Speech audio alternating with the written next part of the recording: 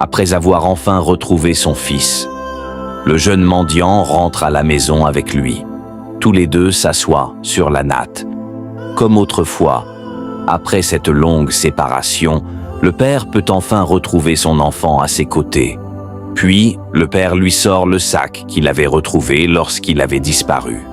En voyant ses anciennes affaires, le petit est rempli de joie. Il retrouve enfin une partie de ce qu'il avait laissé derrière lui. Le père regarde son fils et lui demande s'il veut manger. Le petit répond simplement « Oui, oui ». Sans perdre de temps, le père se lève. Il met ses chaussures et prend la route pour chercher quelque chose à manger. Pendant ce temps, son fils reprend son ancien cahier et continue à lire tranquillement.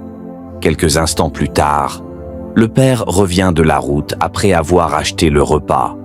Il rentre à la maison, avec 2 plats dans les mains. Il s'assoit auprès de son fils et lui montre ce qu'il a apporté.